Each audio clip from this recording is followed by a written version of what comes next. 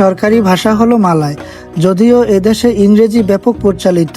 জাতিগত মালয়েশিয়া ভাষা যেমন বিচিত্র, তেমনি দেশটির উৎসবগুলো বেশ রঙিন। এখানে একসাথে দেখতে পাওয়া যায় ইসলামিক ঐতিহ্য, চাইনিজ নববর্ষ, দীপাবলি, আরও থাইপুস এর মতো বিশ্বের এসব ধর্মীয় উৎসব। থাইপুসা মালয়েশিয়ার অন্যতম গুরুত্বপূর্ণ হিন্দুদের উৎসব। সাধারণত জানুয়ারি ফেব্রুয়ারি মাসে পূর্ণিমার রাতে এটা পালিত হয়। এই উৎসবের প্রধান আকর্ষণ হলো শোভাযাত্রা। কুয়ালালামপুর বাতুক্যাপে পালিত হয়। এদিকে চীনা গোষ্ঠীর সবচেয়ে বড় উৎসব হলো Chinese new year. Dragon dance, আতশবাজি, অ্যাঙ্গোপাও নামে ছোট্ট লাল খামে বিতরণ এই উৎসবের সবচেয়ে প্রধান আকর্ষণ। ব্যবসা প্রতিষ্ঠানগুলো লায়ন ড্যান্সের মাধ্যমে সৌভাগ্য কামনা করে। মালয়েশিয়াতে আলো আলো উৎসব অর্থাৎ হিন্দু ধর্মের দীপাবলি তো পালিত হয়। এ সময় ঘরবাড়ি রঙিন করা হয় ও আলোকসজ্জা দিয়ে সাজানো হয়।